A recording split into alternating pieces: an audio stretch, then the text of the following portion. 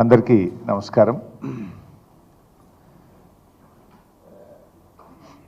రాష్ట్రంలో ప్రజలు రెండు రకాల వరదలతో ఇబ్బంది పడతా ఉన్నారు. ఒకటేమో ప్రకృతి వైపరీత్యం, అకాల వర్షాలతో వచ్చినటువంటి వరద. రెండవదేమో ముఖ్యమంత్రి గారి అబద్ధాల వరద. సరే, ప్రకృతి వైపరీత్యంతో వచ్చిన బురదను మాత్రం కడుక్కోవచ్చు, కానీ రేవంత్ రెడ్డి గారి అబద్ధాలు మాత్రం మోరీల కంపును మించిపోయినాయి. పొద్దస్తమానం అబద్ధాలే. చెప్పిన దాన్నే మళ్ళీ మళ్ళీ చెప్పడానికి ఆయనకు నిస్సిగ్గుగా మాట్లాడడం అలవాటైపోయింది. ఈ మధ్య ముఖ్యమంత్రి గారు ఎక్కడో మాట్లాడుకుంటూ నాకు కాకుండా కనీసం నా కుర్చీ కన్నా మర్యాద ఇవ్వండి అని ఏడ్చినంత పనిచేసిండు రేవంత్ రెడ్డి గారు. మరి ఆ మర్యాద దక్కాలంటే నువ్వు మర్యాదగా వ్యవహరించాలి. నీ భాష మర్యాదగా ఉండాలి, నీ శైలి, నీ వ్యవహార శైలి మర్యాదగా ఉండాలి, నీ నడవడిక మర్యాదగా ఉండాలి. అప్పుడు నీకు మర్యాద వస్తుంది.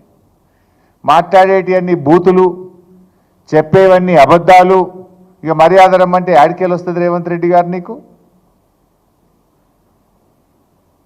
ఇవాళ మీరు చూస్తే ఈరోజు గాంధీ భవన్లో పిసిసి అధ్యక్ష పదవి బాధ్యతలు చేపట్టే సందర్భంగా రేవంత్ రెడ్డి గారు మాట్లాడిన భాష ఏందండి? ఆయన ఎన్ని అబద్ధాలు మాట్లాడిండు. నా గురించి పట్టుకొని ఏం భాష మాట్లాడిండో మీరందరూ కూడా చూశారు. తాటి చెట్టు అంతా పెరిగిండని, దూలమూల పెరిగిండని, దూడకుండంత మెదడు లేదంటాడు, సన్యాసి అంటాడు, ఏడదాక్కున్నాడు అంటాడు. నాకు మాట్లాడరాకనా? నాకేమో కొంత మర్యాద, సంస్కారము ఎక్కడో అడ్డం వస్తూ ఉన్నాయి. నాకు అనరాదా? తాటి చెట్టు అంతా పెరిగినావంటే నువ్వు లిల్లీ పుట్టంతా లేవు అని నాకు అనరాదా? అయింది నువ్వు నన్ను సన్యాసి అంటే నిన్ను సన్యాసి అనడం నాకేమైనా పెద్ద కష్టమైన పని? అది నువ్వు పదే పదే నా ఎత్తు గురించి దుర్భాషలాడుతూ ఉన్నాడు ఆయన. ఇప్పుడు నేను అనేది, నా ఎత్తు మీద నీకెందుకయ్యా అంత ఈర్ష? ఇప్పుడు మనం ఎంత ఎత్తు పెరగాలనో మన చేతులు ఉంటుందా? దేవుడిచ్చిన సృష్టి అది. మనం ఎంత ఎత్తు పెరగాలనేది మన చేతుల్లో ఉంటుందా? ఏమి? అది భగవంతుడు ఇచ్చింది. నువ్వు ఎంతసేపు నా మీద ఏదో అసూయ పడుతున్నట్టున్నావు, హరీష్ అంత ఎత్తు పెరగలేదని. ఇప్పటికి ఒక 20 సార్లు మాట్లాడుతీవి. ఏదో పోనీలే ఎందుకు పట్టించుకోవాలని నేను అనుకుంటున్నా. ఇప్పుడు నా గురించి ఎంత తిట్టినా, నా ఎత్తు గురించి నువ్వు ఎంత మాట్లాడినా, నువ్వు ఎంత దానిలాడినా ఇప్పుడు నా అంత ఎత్తు నువ్వు పెరగలేవు. అయిపోయింది నీ పని, నువ్వు పెరగలేవు, నువ్వు గంతే ఉంటావు. నా ఎత్తు గురించి ఆలోచించడం మానేసి రైతుల గురించి ఆలోచించండి ముఖ్యమంత్రి గారు. నేను పొడిగే తెలంగాణ ఉద్యమం నన్ను ఇంకింత పొడుగు చేసింది. కానీ నువ్వేంది? నీ బుద్ధి కురచ, నీ చరిత్ర కురచ, నీ భాష కురచ, నీ కురచతనం వల్ల కలిగిన ఆత్మన్యూన్యత భావం వల్ల పదే పదే నువ్వు నా పొడుగు గురించి మాట్లాడి నీ విలువ నువ్వు తగ్గించుకుంటున్నావు. రేవంత్ రెడ్డి గారు బంద్ చేయి. ఊకే అవి చిల్లర మాటలు బంద్ చేసి రైతుల గురించి ఆలోచించు, రాష్ట్రం గురించి ఆలోచించు, ప్రజల గురించి ఆలోచించు, ప్రజలకు ఏం చేయాలనో ఆలోచించు. నేను తాటి చెట్టు అంతా ఎదిగినా అని మాట్లాడుతున్నావు. అవును, ఎదిగిన, తప్పేమున్నా? దేవుడు ఇచ్చిండు నాకు. నువ్వు వెంపల చెట్టు అంతా కూడా ఎదగలే కదా, నీకు దేవుడు గంతే ఇచ్చిండు. ఊకే దాని గురించి మాట్లాడితే ఏమొస్తుంది? ఒక ముఖ్యమంత్రిగా రాష్ట్రంలో ప్రజలకు మేలు చేయడం గురించి మాట్లాడు. నీకు ప్రజలు ఒక గొప్ప అవకాశం ఇచ్చిండ్రు, అది పనిలో రూపించు. ఇవాళ ఆయన మళ్ళీ మాట్లాడుతూ ఏమంటాడంటే, రుణమాఫీ నేను పూర్తి చేసినా అని మాట్లాడు. రుణమాఫీ నిజంగా జరిగిందా? నువ్వు ఏం చెప్పినావు? దేవుడి మీద ఒట్టిపెట్టి అటున్న సూర్యుడు ఇటు పొడిచినా, ఎవడున్నా ఎవడు లేకపోయినా 15 ఆగస్టు కల్లా రుణమాఫీ పూర్తి చేస్తా అన్నావు. అయిందా రుణమాఫీ? ఎందుకు చిల్లర మాటలు మాట్లాడుతున్నావు? ఏ ఊరికి పోదాం? నీ కొండారెడ్డిపల్లికి పోదాంపా. డేట్ చెప్పు, టైము చెప్పు, నేను వస్తా. నీ కొండారెడ్డిపల్లి చౌరస్తాలు అడుగుదాం. నీ ఊర్లో రుణమాఫీ అయిందేమో రైతుల్ని అడుగుదాంపా. లేదు, నేను చెప్తా. ఇగో నేను మా ఊర్లో నా నియోజకవర్గంలో తయారు చేయించిన సిద్దిపేట రూరల్ మండలం వెంకటాపూర్ గ్రామం ఇంటింటికి పంపించి నేను సర్వే చేయించిన. ఆ గ్రామంలో ఇప్పటి వరకు ఎంతమందికి రుణమాఫీ అయింది, ఎంత డబ్బు అయింది, ఎంతమందికి కాలేదు వివరాలు తెప్పించిన. వెంకటాపురం గ్రామం, సిద్దిపేట మండలం రుణమాఫీ జరిగింది 122 మందికి, జరగంది 82 మందికి రుణమాఫీ జరగలేదు. ఇందులో జరిగిన రుణమాఫీ ఎంత అంటే 1,13,74,552 రూపాయలు. జరగని డబ్బు ఎంత అంటే 1,05,40,645 రూపాయలు. 82 మందికి ఇంకా 1,05,40,645 రూపాయల రుణమాఫీ జరగవలసి ఉన్నది. నువ్వు జరిగింది అని నోరు పెద్దగా చేసుకున్నంత మాత్రాన, నోటికి వచ్చినట్టు మాట్లాడినంత మాత్రాన జరగదు కదా. నిజంగా రుణమాఫీ జరుగుంటే సురేందర్ రెడ్డి గారు అనే రైతు ఎందుకు ఆత్మహత్య చేసుకుంటాడు? ఆ రైతు ఆత్మహత్య కారణం నువ్వు, నీ ప్రభుత్వ విధానాలు, నీ ఫెయిల్యూర్. అది సురేందర్ రెడ్డి గారి ఆత్మహత్య ప్రభుత్వ హత్య. రేవంత్ రెడ్డి ముఖ్యమంత్రిగా ఫెయిల్యూర్ కావడం వల్ల జరిగిన హత్య అని నేను చెప్పక తప్పడం లేదు. నువ్వట ఇచ్చిన మాట నిలబెట్టుకున్నావు. యారు నిలబెట్టుకున్నావు? అయిందా రుణమాఫీ? రాష్ట్రంలో 42 లక్షల మంది రైతులకు 31,000 కోట్ల రూపాయల రుణమాఫీ జరిగేది ఉంటే మీరు చేసింది నీ ముఖానికి 17,000 కోట్లు. సగం మంది రైతులకు కూడా రుణమాఫీ చేయలేదని నువ్వే చెప్తున్నావు. ఇంకా నీ సిగ్గుగా నా గురించి మాట్లాడే నైతికత ఎక్కడిది? దొంగతనం చేసిన దొంగనే దొంగ దొంగ అన్నాడట. నువ్వు రైతుల్ని మోసం చేసింది నువ్వు, మాట తప్పింది నువ్వు, రుణమాఫీ చెయ్యంది నువ్వు, ఇంకా నా గురించి మాట్లాడతావా? నన్ను పట్టుకొని సన్యాసి, ఏం మాట నిలబెట్టుకున్నావు సన్యాసి అని నేను అనరాదైంది నాకు. మాట తప్పిన సన్యాసి, మోసం చేసిన సన్యాసి అని 100 సార్లు అనగలుగుతాను నిన్ను. కానీ నాకు సంస్కారం ఉన్నది. నువ్వు ఎన్ని అబద్ధాలు ఆడినావు. ఈయనట అన్ని మాటలు నిలబెట్టుకున్నాడట. ఏం చెప్పినావు నీ మేనిఫెస్టోలో? 100 రోజుల్లో 6 గ్యారెంటీలు అమలు చేస్తా అని మాట తప్పిన సన్నాసివి నువ్వు కాదా? డిసెంబర్లో ఇందిరమ్మ రాజ్యం వస్తుంది, 4,000 పింఛన్ ఇస్తావా, నీ మన్మడు కాళ్ళొత్తుతాడని చెప్పి ఓట్లేయించుకొని మోసం చేసిన సన్నాసివి నువ్వు కాదా? ఇచ్చినవా 4,000 పింఛన్? మహిళలకు 2,500 రూపాయలు ఇచ్చినవా? 100 రోజుల్లో 2,500 రూపాయలు ఇస్తా అని బాండ్ పేపర్ల మీద రాసి అక్క చెల్లెళ్ళ కాళ్ళేళ్ళ పట్టుకొని అధికారంలో కూర్చున్నాక అక్క చెల్లెల్ని మోసం చేసిన సన్నాసివి నువ్వు కాదా? విద్యార్థులకు 5 లక్షల భరోసా కార్డు ఇస్తా అని మోసం చేసిన సన్నాసివి నువ్వు కాదా? ఏడాదిలోగా 2 లక్షల ఉద్యోగాలు ఇస్తా అని నిరుద్యోగులను మోసం చేసిన సన్నాసివి నువ్వు కాదా? ఇట్లా చెప్పాలంటే చాలా ఉన్నాయి. కానీ మేము ఇంతకాలం మర్యాద ఓపిక అని పడుతూ వస్తున్నాం. కానీ మర్యాదకు కూడా ఒక హద్దు పద్దు ఉంటుంది. కానీ నువ్వేమో రెచ్చిపోయి నువ్వు ఇవాళ మా గురించి మాట్లాడుతున్నావు. నాకేందో వివరాలు పంపిస్తా సన్నాసికి అని మాట్లాడినావు. ఇవో నీకు పంపిస్తా వివరాలు. సిద్దిపేట మండలం వెంకటాపూర్ గ్రామంలో రుణమాఫీ జరగని 82 మంది రైతుల వివరాలు నీకు పంపిస్తా సన్నాసి, చూసి చెయ్యి. నువ్వు నాకు పంపించుడు కాదు, నీకు పంపిస్తా. రెడీగా ఉన్నాయి. రైతు వారీగా ఒక్కొక్క రైతు పేరుతో సహా ఉన్నాయి. ఏ రైతుకు ఎంత రుణమాఫీ ఉంది, ఏ బ్యాంకులో ఉంది, ఎందుకు కాలేదో కూడా ఉంది. చదువుమంటే ఒక ఎగ్జాంపుల్, దండ్ల మహేందర్, ఆయనకు 38 గుంటలు ఉంది, రుణ బకాయి 50,200. ఎందుకు కాలే? ఆధార్కు బ్యాంకులో పాస్బుక్లో వేరువేరుగా ఉంది. దండ్ల లక్ష్మి 50,000, 2 ఎకరాల భూమి ఉంది.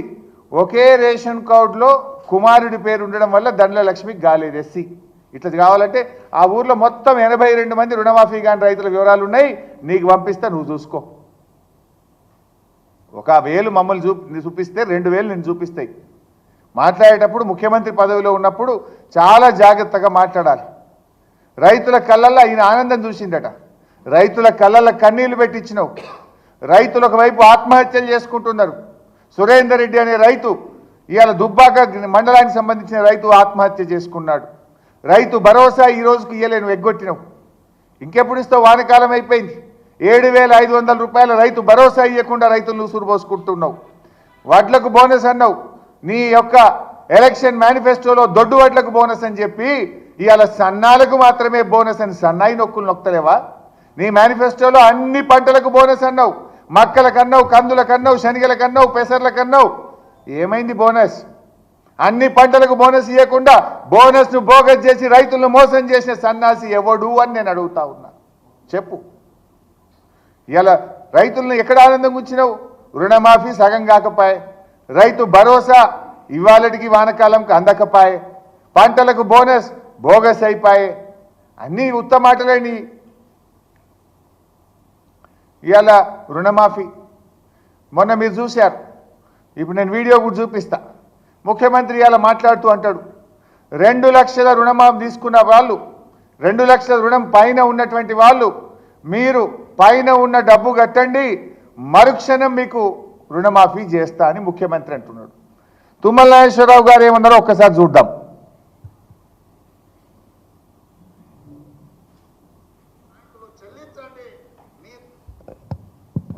2 లక్షల పైన రుణమా ఉన్నవాళ్ళు 2 లక్షల పైన ఉన్న రుణాన్ని మీరు బ్యాంకులో చెల్లించండి.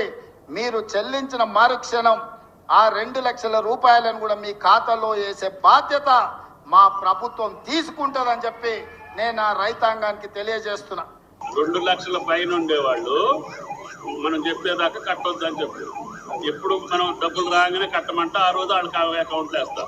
లేకపోతే ఇప్పుడే కట్టి నేను కట్టి 10 రోజులు అవుతుంది నాకు వేయలేదు మరి మమ్మల్ని చెప్తారు. ముఖ్యమంత్రి ఏమో 2 లక్షల పైన రుణం ఉన్న వాళ్ళు వెంటనే కట్టండి మీరు కట్టిన మరుక్షణమే మాఫీ చేస్తా అని ముఖ్యమంత్రి చెప్తాడు. వ్యవసాయ మంత్రి ఏమంటుండు తొందరపడి పైన ఉన్న వాళ్ళు కట్టకురు భయ్ మీరు కట్టినాక మళ్ళీ ఇంక ఇయ్యలేదని మమ్మల్ని అంటారు ఇప్పుడే కట్టకురు నేను చెప్పినప్పుడే కట్టుండని వ్యవసాయ మంత్రి అంటాడు. నీదేం క్యాబినెట్ మంత్రికి నీకే శుద్ధి లేదు. నీ మంత్రిదో మాట నీదో మాట. నువ్వేమో కట్టుమంటావు నీ మంత్రి ఏమో కట్టకమంటాడు. నువ్వు కట్టుమన్నదే నిజమైతే నేను ఒక 5 పేర్లు చెప్తా. బొమ్మగారి రజిత గ్రామం తడకమల్ల 3,16,000 అప్పుంటే 1,16,000 రూపాయలు కట్టేసింది నల్గొండ జిల్లా. మరి ఎప్పుడు ఇస్తావో చెప్పు. మరుక్షణం అన్నావు కదా రేవంత్ రెడ్డి కట్టి 15 రోజులే. అట్లనే బచ్చు రంగయ్య 2,18,000 అప్పుంటే మిత్తితో సహా 2 లక్షల పైన 38,000 ఉందంటే 38,000 కట్టిండు. SBI ADB నల్లగొండ మిర్యాలగూడ మండలం. ఈయనకి ఎప్పుడు చేస్తావో చెప్పు. అలాగే మాలోతు ప్రసాద్ 2,04,918 రూపాయలు ఉంటే మీద 5,000 రూపాయలు కట్టిండు. దామరచెర్ల మండలం యూనియన్ బ్యాంకు కట్టి ఇప్పటికి 10 రోజులే. మరి మరుక్షణం నువ్వు అన్నట్టు రుణమాఫీ కాలే. అదేవిధంగా కమతం ఎల్లయ్య 3,20,000 ఉండే మిత్తితో సహా 1,30,000 కట్టమంటే SBI జిల్లాల బ్రాంచ్లో 1,30,000 కట్టిండు. కట్టి ఇవాళకి 15 రోజులే. నువ్వు అన్నట్టు మరుక్షణం రుణమాఫీ కాలే.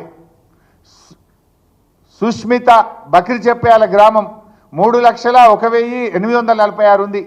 మీద ఉన్నది వడ్డీతో సహా 1,30,000 కట్టిండు. SBI ADB సిద్దిపేట 2 సెప్టెంబర్ 2024 నాడు కట్టిండు. ఇవాళకి 13 రోజులు అయింది. నువ్వు అన్నట్టు మరుక్షణం రుణమాఫీ కాలే. ఇప్పుడు తుమ్మల నాగేశ్వరరావు చెప్పింది కరెక్టా నువ్వు చెప్పింది కరెక్టా? కట్టంగానే మరుక్షణం చేస్తాన్నావు కదా. నేను ఉదాహరణకు ఒక 5 పేర్లు చెప్పిన. నల్గొండ 3 మా సిద్దిపేట 3 చెప్పిన. ఇంకా పంపమంటే మొత్తం పంపుతా. మరి చెయ్యి. మరుక్షణమే రుణమాఫీ చేస్తాన్నావు కదా చెయ్యి.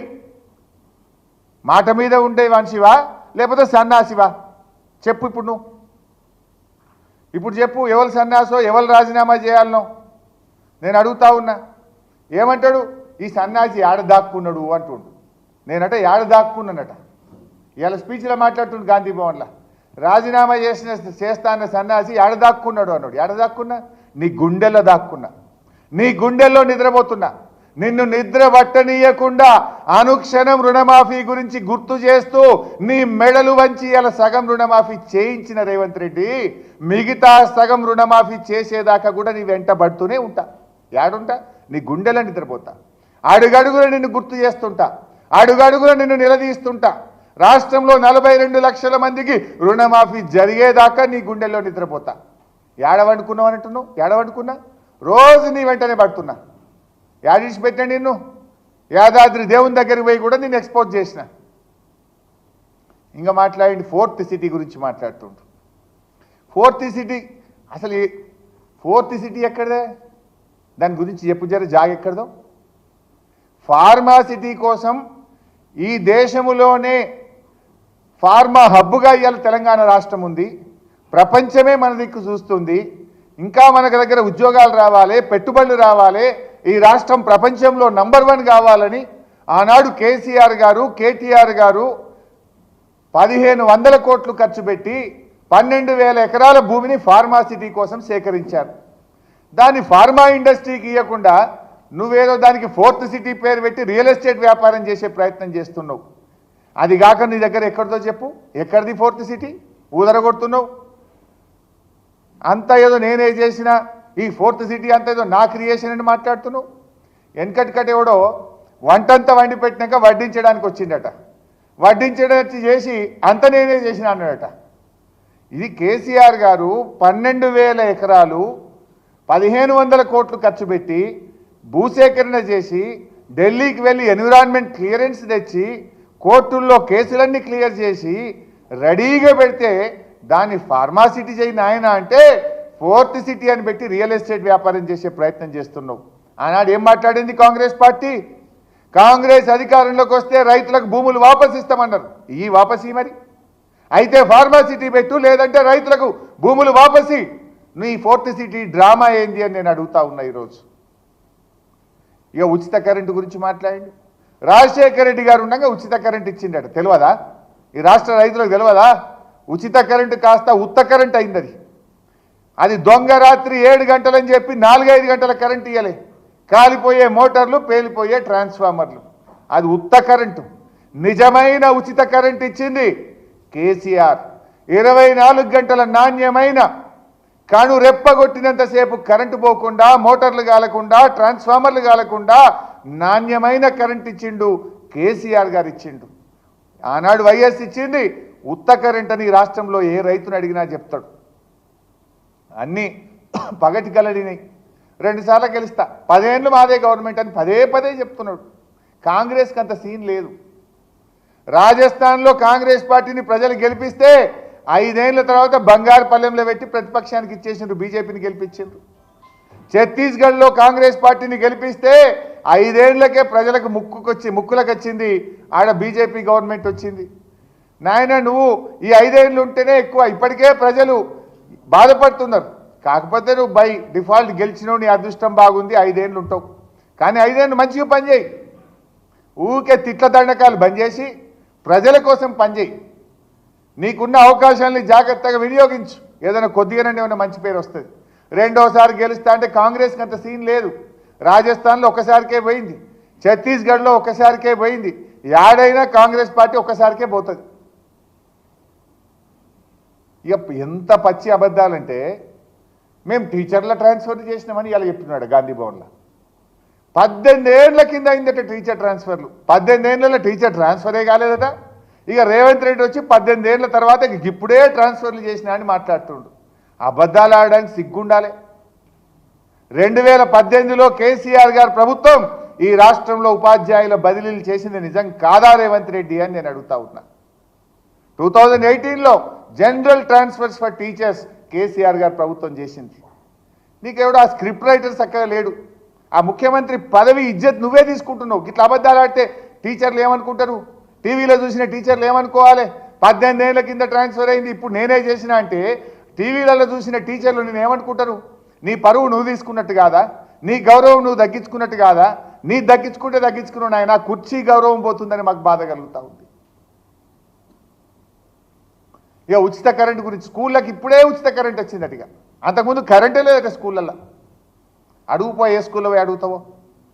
అంతకుముందు కరెంటే లేదట, కంప్యూటర్లన్నీ మూలకు పడ్డాయట. ఇక ఇప్పుడు రేవంత్ రెడ్డి వచ్చే స్కూళ్ళకు ఉచిత కరెంట్ ఇచ్చిందట. కేసీఆర్ గారు ఉన్న అంతకుముందున్న ప్రభుత్వాలు స్కూళ్లకు గ్రాంట్ ఇచ్చిండ్రు, స్కూల్ హెడ్ మాస్టర్లు కరెంటు బిల్లు కట్టిండ్రు. నువ్వు గ్రాంట్ బంద్ చేసినావు, డైరెక్ట్ కరెంట్ వాళ్ళకి కడుతున్నావు, గంతే తేడా. కేసీఆర్ స్కూళ్ళకి ఇచ్చిండు, స్కూల్ వాళ్ళు కరెంట్ బిల్లు కట్టిండ్రు. నువ్వు స్కూళ్ళకి ఇచ్చిండు, బంద్ పెట్టినావు, కరెంట్ వాళ్ళకి కడుతున్నావు. గాదానికి ఏదో నేనేందో ఉచిత కరెంట్ ఇచ్చినా, ఇక గతంలో లేనే లేదు, ఇప్పుడే కొత్తగా స్కూళ్ళకి కరెంట్ ఇచ్చింది అన్నట్టు బిల్డప్ ఇవ్వబట్టివి నువ్వు. ఇవాళ ఇంకో విషయం మీరు చూశారు. నిన్న మొన్న కాంగ్రెస్ పార్టీ ఆడుతున్న నాటకం స్పష్టంగా తెలిపోయింది. ఇవాళ రేవంత్ రెడ్డే దాడి చేపించిండు అని ఆయనే చెప్పిండు. మనోడే వాళ్ళ ఇంటికి పోయిండు అని చెప్పిండు. నేనే పంపినా అని చెప్పిండు రేవంత్ రెడ్డి. ఇప్పుడు ఏమవుతుంది? శ్రీధర్ బాబు ఏమో ఇద్దరు బీఆర్ఎస్ ఎమ్మెల్యేలే కొట్లాడుకున్నారని శ్రీధర్ బాబు అంటాడు. బట్టి విక్రమార్క ఉప ముఖ్యమంత్రి గారేమో ఇద్దరు బీఆర్ఎస్ ఎమ్మెల్యేలే కొట్లాడుకొని రాష్ట్రం పరువు తీస్తుండ్రు అంటాడు. రేవంత్ రెడ్డి నిన్న ఢిల్లీలో చిచ్చాట్లేమన్నాడు? గాంధీ బీఆర్ఎస్ఏ అన్నాడు. ఇవాళ ఏమంటాడు? గాంధీ భవన్లో చూడుండ్రు. ఇక ఇవాళ గాంధీ భవన్లో ఏమంటాడు? మనోడేనట్టయ్యా ఎవడు మనోడో ఈ పుణ్యాత్ముడు ఏం మాట్లాడతాడు. బీఆర్ఎస్ కు సంబంధించిన ఎమ్మెల్యే నేను బీఆర్ఎస్ పార్టీ ఎమ్మెల్యేను పబ్లిక్ అకౌంట్స్ కమిటీ చైర్మన్ ను నేను అని చెప్తే ఇంకో బీఆర్ఎస్ పార్టీ ఎమ్మెల్యే వాళ్ళకి ఏదైనా మనస్పర్ధలు ఉంటే మీ మనస్పర్ధలు మీకుంటే అక్కడ కాంగ్రెస్ పార్టీపై నెపం పొంది ప్రభుత్వానికి సంబంధించి ఇష్టరాజ్యంగా అడ్డగోల మాట్లాడుతా ఉన్న వైనాన్ని ప్రజలందరూ కూడా గమనిస్తా ఉన్నారు. మన వాడొకడు వీడొకడు మోపాడు వాళ్ళు వీళ్ళు వాళ్ళ చెంచాగాళ్ళు కార్యకర్తల మీద కేసులు పెట్టాలనో కార్యకర్తల మీద దాడులు చేస్తామనో ప్రయత్నం చేస్తారు. మన ఇంటికి వస్తామని చెప్పారు కానీ మనోళ్ళే వాళ్ళ ఇంటికి పోయారు. చింతపండు అయినాక చెప్తారు మా ఇంటికి వచ్చి తన్నీరు ఇప్పుడు ఏమంటుండ్రు రేవంత్ రెడ్డి మనోళ్ళే వాళ్ళ ఇంటికి పోయి తన్నీరు. మనోళ్ళు అంటే ఎవరు పాపం. ఇప్పుడు ఆయన గాంధీ గారు ఇంతకు ఎవరివాడు పొద్దుగాలనేమో బీఆర్ఎస్ అండ్రి నిన్న ఢిల్లీలోనేమో బీఆర్ఎస్ అంటాడు రేవంత్ రెడ్డి ఇవాళనేమో మావోడే అంటుండు మనోడే అంటుండు కాంగ్రెస్ వాడు అంటుండు. నా గరఖానా ఘాట్కా అయిపోయినట్టుంది ఇది. అసలు ఇంతకు ఎవరివాడు అంటే ముఖ్యమంత్రి గారి మాటలు చూస్తుంటే తానే దాడి చేయించిన అని చెప్పకనే చెప్పిండు కదా రేవంత్ రెడ్డి గారు. మళ్ళీ పైకి వెళ్ళేమంటాడు హైదరాబాద్ బ్రాండ్ ఇమేజ్ దెబ్బతింటుంది ఇదో సన్నాయి నొక్కులు నొక్కుతాడు. మళ్ళా ఒక ముఖ్యమంత్రి మాట్లాడాల్సిన భాషన ఒక రాష్ట్రాన్ని పరిపాలించే విధానమా ఇది? నిజంగా కేసీఆర్ గారు ఆ రోజు ఆలోచించుంటే 9.5 ఏళ్లలో ఏమైతుండే? కేసీఆర్ గారు చాలా నిబద్ధతతో ఈ రాష్ట్రాన్ని ముందుకు తీసుకుపోయిండు. నీలాగా ఇట్లా చేయలే. అదేవిధంగా ఇంకో అబద్ధం రీజనల్ రింగ్ రోడ్. ఇవాళ ఆయన స్పీచ్లో చెప్తుండు నేను కోమటిరెడ్డి వెంకరెడ్డి గారు ఢిల్లీ చుట్టూ తిరిగినాం కేంద్ర ప్రభుత్వాన్ని ఒప్పించినాం ఇక మా చెమటలన్నీ గారిపోయినాయి తెగ కష్టపడ్డాం ఇక మేము రీజనల్ రింగ్ రోడ్ ఢిల్లీకి వెళ్ళి శాంక్షన్ చేయించుకొచ్చిన అంటాడు. ఈయనట శాంక్షన్ చేయించుకొచ్చిందట. ఏనమ్మా అబద్ధం అంటే జర అతికేటట్టు ఉండాలి. ఇగో కిషన్ రెడ్డి గారి స్టేట్మెంట్ 2022 డిసెంబర్ 6 2022 డిసెంబర్ 6 ఏమంటాడు? The center has decided to take up the northern portion of the proposed 350 kilometers Hyderabad regional ring road under NH 161 phase 1. 2022లోనే డిసెంబర్లో భారత్మాల ప్రాజెక్టులో రీజనల్ రింగ్ రోడ్ ఇంక్లూడ్ అయింది. కేసీఆర్ గారు ముఖ్యమంత్రిగా ఉన్నప్పుడు బీఆర్ఎస్ ప్రభుత్వం పంపిన ప్రతిపాదనల మీద 2022లో మేము regional ring road south side sanction అయింది. అంటే నార్త్ సైడ్ శాంక్షన్ అయింది. అంటే మీరు ఇప్పుడు సౌత్ సైడ్ నువ్వు చేయించు, మరి నార్థన్ సైడ్ శాంక్షన్ మేము చేయించినాం 2022లో. అంటే అది సంగారెడ్డి, మెదక్, సిద్దిపేట్, యాదాద్రి భువనగిరి జిల్లాలు ఈ 4 జిల్లాలను కలిపే north side regional ring road మేము శాంక్షన్ చేయించినాం. మేము చేయించిన దాన్ని కూడా మేమే చేసినాం. తెగ కష్టపడ్డబట్టుండ్రు రేవంత్ రెడ్డి. మరి సౌత్ సైడ్ ఎందుకు చేయిస్తలేవు నాయన? మీరు వచ్చి 10 నెలలు అయ్యాయి కదా, సౌత్ సైడ్ చేయించు. మరి ఆ సౌత్ సైడ్ ప్రతిపాదన కూడా మేము పంపినాం, దాన్ని శాంక్షన్ తీసుకురాపో. అంటే బీఆర్ఎస్ ప్రభుత్వ హయాంలో శాంక్షన్ అయిన రీజనల్ రింగ్ రోడ్డు కూడా మేమే చేయించినామని ఈయన గారు అబద్ధం ఆడతాడు. అది 2022లో శాంక్షన్ అయింది. 2023లో ల్యాండ్ ఎక్విజేషన్ ప్రాసెస్ కూడా మొత్తం చేశాం. ఇవాళ నువ్వు 2024లో ఏం చేసినా అని చెప్తే గింత పచ్చబద్దాలు మాట్లాడితే జనం ఏమనుకుంటారు? 2023లో పేపర్లలో అన్ని పేపర్లలో రీజనల్ రింగ్ రోడ్ నార్థన్ పార్ట్కు నోటిఫికేషన్ ఇచ్చారు ల్యాండ్ ఎక్విజేషన్. 2023లోనే పేపర్లలో యాడ్లు వచ్చినాయి. ఇప్పుడు నేను చేయించిన అంటే రేవంత్ రెడ్డి ఇలా గాంధీ భవన్లో పచ్చి అబద్ధం మాట్లాడుతున్నటువంటి పరిస్థితి. ఈ అబద్ధాలన్నీ చూస్తుంటే ఎట్లుందంటే, ఎందుకంటే ఎన్ని అబద్ధాలు ఇవాళ ఒక్కరోజే మీరు చూస్తే రుణమాఫీ కాలేదు అయిపోయింది అని అబద్ధం ఆడిండు. టీచర్ల ట్రాన్స్ఫర్లు 18 ఏళ్ల కింద అయిందన్నాడు. 2018లో ట్రాన్స్ఫర్లు అయినా 18 ఏళ్ల కిందనే టీచర్ల ట్రాన్స్ఫర్ అయినా అప్పటి నుంచి ఇప్పటిదాకా కాలేదని అబద్ధం ఆడిండు. బీఆర్ఎస్ హయాంలో రీజనల్ రింగ్ రోడ్ శాంక్షన్ అయితే అది నా హయాంలో శాంక్షన్ అయిందని మాట్లాడతాడు. ఇట్లా ఇవాళ ఒక్కరోజు ఒక 10 అబద్ధాలు ఆడిండు. ఇవాళ ఎట్లయిపోయిందంటే అబద్ధం అనేది ఇట్లా బతుకుంటే ఆ హుస్సేన్ సాగర్లు దుక్కి చచ్చిపోతుండే కావచ్చు. ఈ రేవంత్ రెడ్డి ఉండగా ఇక నేను బతికి వేస్ట్ అనే అబద్ధం అనేది హుస్సేన్ సాగర్లు దుక్కి చచ్చిపోతుండే. గన్ని అబద్ధాలు మాట్లాడుతున్నావు, పచ్చి అబద్ధాలు ఒక ముఖ్యమంత్రిగా ఉండి మాట్లాడుతున్నావు.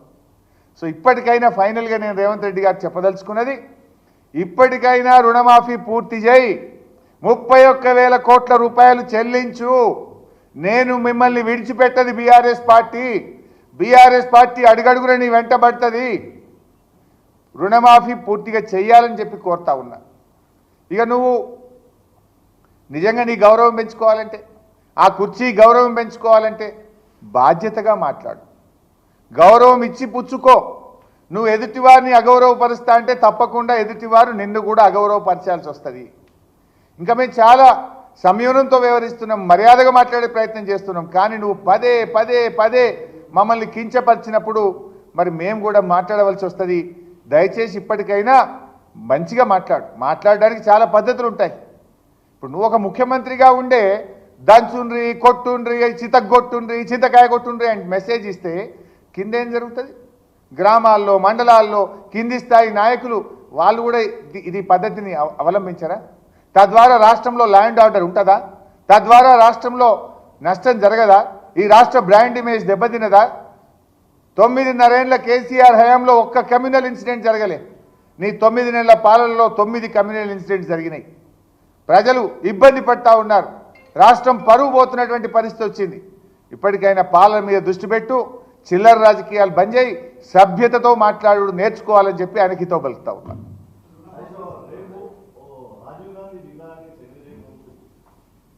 తప్పకుండా దాని మీద కూడా రేపు మాట్లాడతాం. ఎందుకంటే నా సబ్జెక్ట్ అంతా డైల్యూట్ అయితే దయచేసి ఇలా ఒక్కరోజు నన్ను క్షమించండి.